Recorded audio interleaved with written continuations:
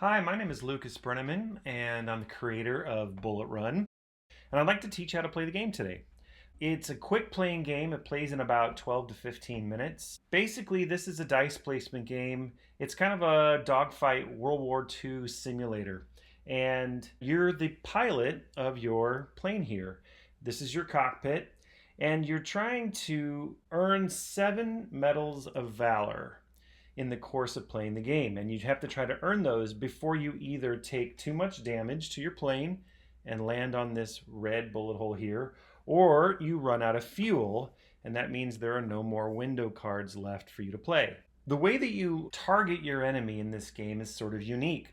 So you're going to be rolling dice, and you've got one dice that's a different color than the rest. This will be your radar die. And when that radar die gets played, it'll get played here. And then you'll choose one of your other dice. For the sake of the explanation, we'll go ahead and choose the 5. You'll choose your other dice to put in that crosshair space. You see it looks like a targeting crosshairs. So the way that you actually target your enemy in this game is you've got this 6 square grid on each of your window cards. And if you imagine that the grid is numbered this way, you've got these large squares. There's 6 of them. 1, 2, 3, 4, 5, 6. And within those squares are smaller cells. But all you need to worry about is the larger squares to begin with. So when you roll your radar die, the number on the radar die will tell you where you start your bullet run. So in this case, you would start in the 6th space. That would be 1, 2, 3, 4, 5, 6. And then your crosshair die will tell you how many bullets you get to lay down. In this case, it would be 5. Now, inside that space that the radar die sends you to, you can start your bullet run in any one of those spaces. In this case, we'll start right here. We'll pull a bullet right down there. Now, as you place down your bullets, the next bullet always has to go adjacent to the bullet that you just placed down. And it's supposed to be north, south, east, or west. You can't go diagonally. So that would be 1, that would be 2. And in this case, it's an easy run because I'm going to go straight in a line along this plane. 3, 4, and 5. So that would be the bullet run that I would lay down for these 2 dice here.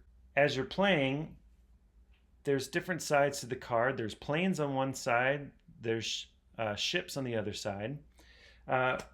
When you're looking at the planes, if you have a space, kind of like this one right here above this bullet, there's a space that only has a little bit of propeller on it. Those spaces would be a miss. And spaces that have just a tire on it would be a miss. The idea is that if you shoot at the propeller, it'll probably shoot right through. And if you shoot at the tire, even if you were to knock it out, the plane could still keep flying and could keep doing damage. So you have to hit the body of the plane in order for it to count. It could be a small sliver of a plane, kind of like this little piece of wing right here, but that is still part of the plane. Now, as you go through the game, there's an order of operations. I call it the combat maneuvers. Each turn, you're going to go through these 8 steps. You'll start by rolling all the dice. Then you'll place the radar die and the crosshair die. Then you'll spin the rest of your die. There'll be 3 more onto your control panels. We'll talk about that in a second. Then you'll fire your bullet run. Resolve any more control panel abilities that you have to do. Then you'll roll for damage. We'll talk about that too. Finally, you will receive your Valor Stars for successful hits. And then lastly, you'll flip up the next window card and go another round.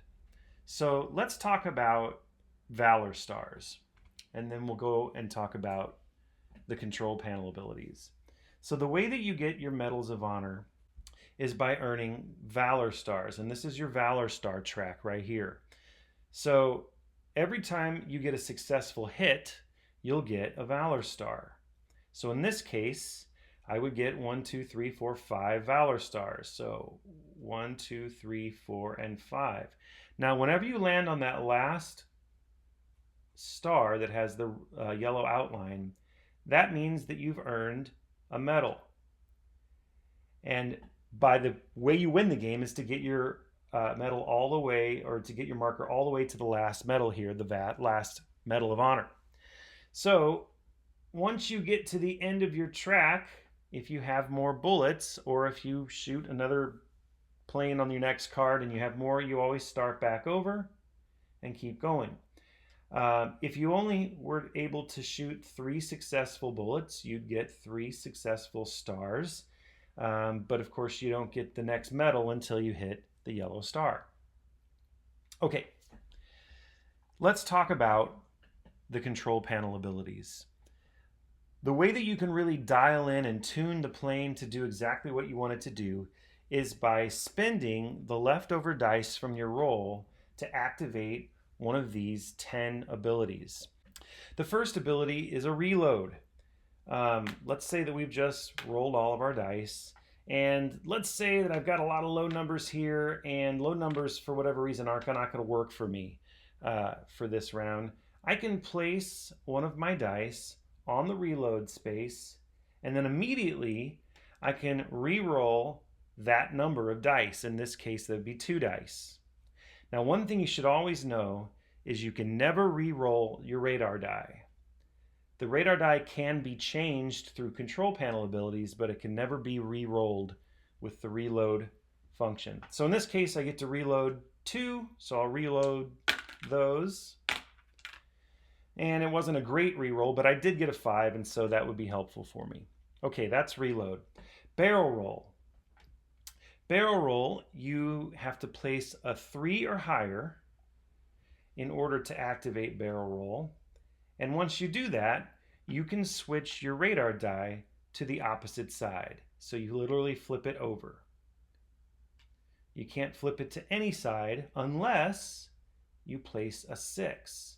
If you place a 6 on the barrel roll, you can flip your radar die to whatever number you want to, which can be helpful. But you do add 1 to your damage roll later in the turn. Trigger lock. Trigger lock, you can place any number die on the trigger lock, which is kind of nice. And once you do, then you can fire your bullets diagonally for that turn. Each of these control panels are only for the turn that you're using them for. As soon as you place a new card, a new window card down, and re-roll, all of those control panel abilities go away. But it can be nice to be able to lay down those bullets diagonally. Okay, overheat gun. You can place any number on overheat gun, and let's say you place a 4 down. So normally you have to place a die, or your bullet, right next to the bullet that was placed before. But with overheat gun, you can skip a space. And that skip still needs to be either north, south, east, or west, unless you also have trigger lock activated, and then you can skip diagonally as well. Now, for every skip that you use, those will be +1 to your damage roll later. So you don't have to skip the full number that you put onto overheat gun, but for each that you do skip, it'll add 1 to your damage roll later. Critical hit. Critical hit's a fun one. So critical hit, every card has a little star somewhere on the card. In this case, it's right here, and on the reverse side, it would be right there. That star denotes what the critical hit zone for this window is. So in this case, the critical hit zone is zone number 1 because it's in that number 1 square. So critical hit says if your radar die equals the critical hit zone, so in this case, if your radar die is a 1 and you activate critical hit with any die, that means you can automatically get a Valor Star. You can take that Valor Star immediately. Or if you place a 6 on this, you can get 2 Valor Stars, 1, 2, and add 1 to your damage roll later. The nice thing about getting Valor Stars before you take damage is that later in the game, when your damage counter is getting pretty low on your card, sometimes getting those Valor Stars before you take damage can be the difference between a win or a loss. Now, one thing I will say is the left-hand control panel abilities, all of these will activate either before or during your bullet run. So barrel roll. If you, for example, have it set to a 1 and you've placed a 3 or above on this, so you could feasibly lay down, let's say we had a 5 here, so we get to lay down 5 bullets. You could lay down 1, 2, 3 bullets starting in section number 1, and then because you've activated barrel run, in the middle of your run, you could flip it over and then continue laying down bullets starting in section number 6 and finish that out. Also, for critical hit, if the radar die started out as a 6, but then you used barrel roll and turned it into a 1, and you had critical hit activated with a die, then at the time that it becomes a 1, you will get an extra star. Now, moving on to the right-hand side control panel. Steady aim costs a 3 or higher. Steady aim allows you, at the end of your bullet run, let's say we've laid down 5 bullets here, steady aim allows you to add 1 bullet next to any bullet in your run. So in this case, I could lay down a bullet here, and you get that extra bullet, which turns into an extra Valor Star. If you activate it with a 6, you will get to lay down 2 extra bullets and add 1 to your damage roll later. Okay, steady aim is one that you'll use a lot. Missile or bomb. Missile or bomb is a great one when you've got kind of a bad roll. Maybe it's a 2 or a 1 and there's not a whole lot of abilities that you can activate with it. Missile or bomb, you can place any die on there to activate this ability.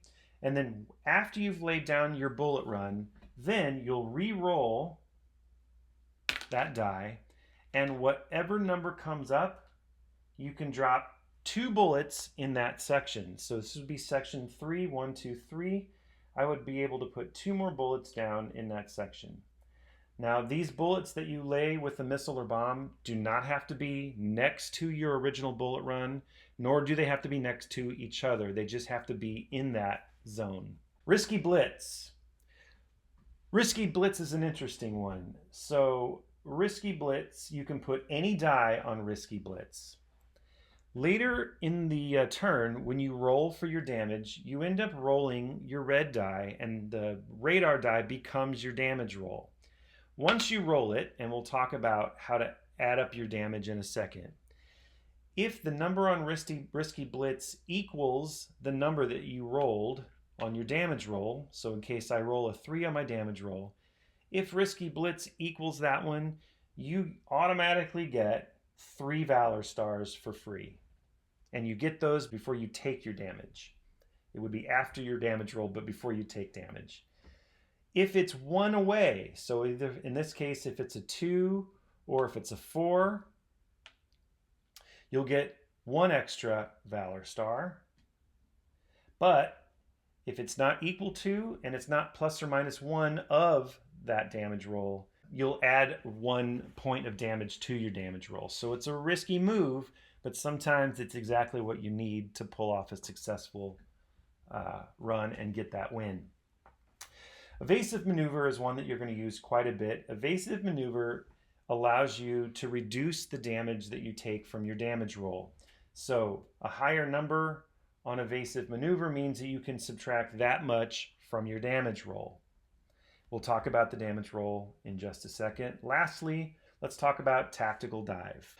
Tactical dive. After you roll for your damage, let's say you roll a high number like a 6 and you really can't afford to take that amount of damage yet. Well, in that case, you can move your crosshair die, because you've already used it to lay down your bullets.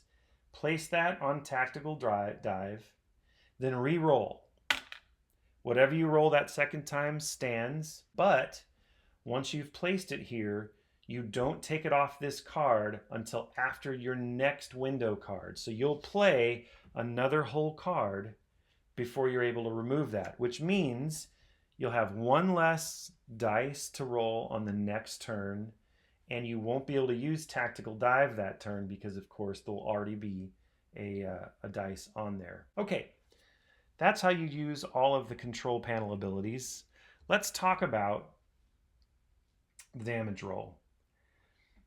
Once you've laid down your bullet run, and let's say this is what you've got here, before you're able to count up the number of Valor stars that you get, you'll end up rolling for damage.